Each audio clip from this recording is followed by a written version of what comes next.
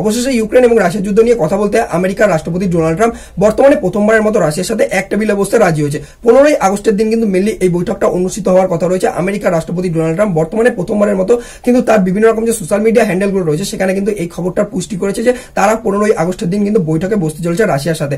এবং এটার যে লোকেশনটা রাখা হয়েছে সেটা কিন্তু আমেরিকা এবং রাশিয়ার মধ্যে 2 থেকে 300 কিলোমিটার দূরত্বে যে স্টেটটা রয়েছে আমেরিকা, সেটা হচ্ছে গ্রেট স্টেট অফ আলাস্কা।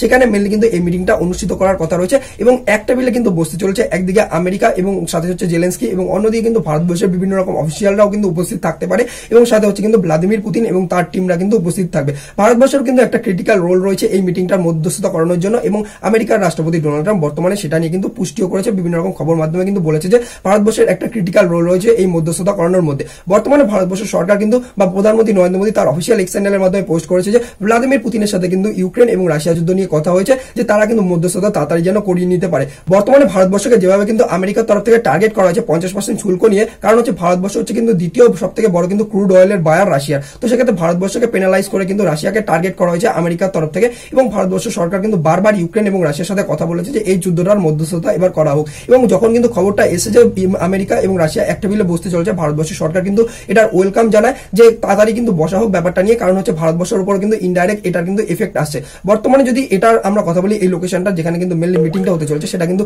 রাশিয়ার অতীতের অংশ ছিল, যেটা কিন্তু 1867 সালে $7.2 মিলিয়ন তৎকালীন কিন্তু রাশিয়ান এম্পায়ার ছিল, তারা কিন্তু বিক্রি করে দিয়েছিল, যেটা কিন্তু রাশিয়ার জন্য একটা বড় কিন্তু জিওপলিটিক্যাল ব্ল্যান্ডার ছিল। তো বর্তমানে সেই জায়গাটাতে মিটিংটা অনুষ্ঠিত হওয়ার কথা রয়েছে। তো এবার মিটিংটির মেন উদ্দেশ্য নিয়ে কথা বলা যাক। তো মেনলি কিন্তু ইউক্রেন এবং রাশিয়ার মধ্যে মধ্যস্থতা মানে হচ্ছে কিন্তু কে কতটা জমি ছাড়বে সেটা নিয়ে বড় একটা কিন্তু কোশ্চেন মার্ক হয়ে দাঁড়াচ্ছে এই মিটিং এ। তো প্রথম কথা হচ্ছে কিন্তু রাশিয়ার যদি কথা বলি, সে কিন্তু বর্তমানে প্রায় 3 বছর ধরে যুদ্ধ করেছে এবং প্রচুর পরিমাণে জায়গা কিন্তু অকুপাই করার চেষ্টা করেছে এবং বর্তমানে ইউক্রেনের যে ইস্টার্ন পার্টটা রয়েছে যতটা তোমরা ম্যাপে দেখতে পাচ্ছ এতটা পরিমাণে জায়গা কিন্তু রাশিয়া নিতে চায়। তো সেক্ষেত্রে কতটা পরিমাণের বাকি জায়গা তোমরা বেঁচে রয়েছে সেটা তোমরা সাদা অংশটা দেখতে পাচ্ছ ইউক্রেনের, তো এতটা পরিমাণের অংশ কিন্তু ইউক্রেনের বেঁচে থাকবে। তো সেক্ষেত্রে এতটা পরিমাণের ল্যান্ড জেলেনস্কি কি দিতে চাইবে রাশিয়াকে? এবং দ্বিতীয় কথা হচ্ছে কি মেনে নাও যে এখানে আমেরিকা ইনফ্লুয়েন্স করলো যে জেলেনস্কিকে যে এতটা পরিমাণে জায়গা তোমাকে ছাড়তে হবে এবং সেক্ষেত্রে ধরো রাশিয়াকে দিয়ে দেওয়া হলো এতটা পরিমাণের জায়গা।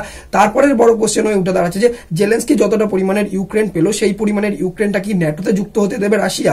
তো সেটা নিয়ে দ্বিতীয় প্রশ্ন হয়ে দাঁড়ালো, কারণ সেই পরিমাণে যে জায়গাটা থাকবে সেটাকে পরে অকুপাই করে নেবে না রাশিয়া, সেটার গ্যারান্টি তো দিতে হবে ইউক্রেনকে। তো সেক্ষেত্রে রাশিয়া কতটা মেনে নেবে সেই ব্যাপারটা নিয়ে একটা বড় কোশ্চেন হয়ে দাঁড়াচ্ছে। এবং এরপর কিন্তু যে ইউক্রেনের যে বড় অফিসিয়ালরা রয়েছে তারা বলছে 2026 মধ্যে কিন্তু 50% যে ইউক্রেনের ল্যান্ডগুলো রয়েছে তারা কিন্তু পুরোপুরিভাবে অকুপাই করার চেষ্টা করছে রাশিয়ান ফোর্স। তো এইসব নিয়ে কিন্তু বড় কিন্তু কোশ্চেন বা তর্ক বিতর্ক কিন্তু হতে চলেছে এবং মনে হচ্ছে না গিয়ে একটা মিটিং এ পুরোপুরিটা রেজলভ হবে। এবং এটা যদি হয়ে যায় তো সেক্ষেত্রে কিন্তু বলা যেতে পারে যে 50% ল্যান্ড যদি ইউক্রেনের চলে যায় রাশিয়ার কাছে, তাহলে কিন্তু ইউরোপিয়ান যে ইউনিয়নের কান্ট্রিগুলো রয়েছে তারা কিন্তু সতর্ক হয়ে যাবে এবং তার বিশ্বাস হারাবে আমেরিকার উপর থেকে। মেন কারণ হচ্ছে কিন্তু যদি দেখা যায় তো রাশিয়া একটা এত বড় দেশ, তার সাথে কিন্তু ইউরোপিয়ান কান্ট্রির অনেকগুলো দেশের সাথে কিন্তু বর্ডার লাগে। তো সেক্ষেত্রে এই যে যেটা হবে 3 বছর যুদ্ধ করার পর যদি এতটা 50% ল্যান্ড যদি ইউক্রেনের দিয়ে দেওয়া হয় রাশিয়াকে, তো সেক্ষেত্রে তারা ভাববে যে তাদের ডিফেন্সকে এবার বাড়াতে হবে বা ডিফেন্সকে এবার তাদেরকে প্রমোট করতে হবে। তো সেক্ষেত্রে তাদেরকে নিজেদের রক্ষা না নিজেদেরই করতে হবে। তার কারণ হচ্ছে কিন্তু আমেরিকা এরপরে আবার যুদ্ধ হবে, তারপরে আসবে বলবে যে এতটা পরিমাণ ল্যান্ড রাশিয়াকে দিয়ে দাও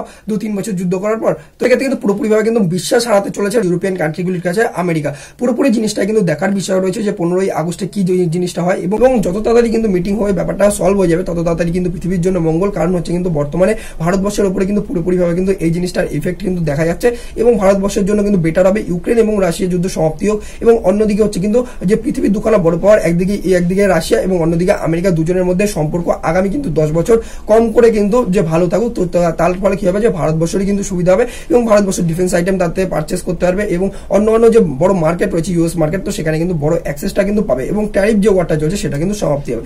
আগামী 5 দিন ধরে কিন্তু এটা একটা বড় গুরুত্বপূর্ণ জিওপলিটিক্যাল মুভমেন্ট হতে চলেছে। তো এটা নিয়ে কিন্তু মেজর আপডেট আসা রয়েছে বর্তমানে 5 দিন ধরে। তো সেটা নিয়ে আমি আপডেটেড ভিডিও অবশ্যই তোমাদের জন্য বানাবো। তো এটা নিয়ে তোমাদের কি মতামত রয়েছে অবশ্যই তোমরা কমেন্ট বক্সে জানাবে। এরকম যদি তোমরা জিওপলিটিক্স সম্পর্কিত রেগুলার আপডেট পেতে চাও তাহলে তথ্য অবশ্যই ইউটিউবে সাবস্ক্রাইব করে রাখবে।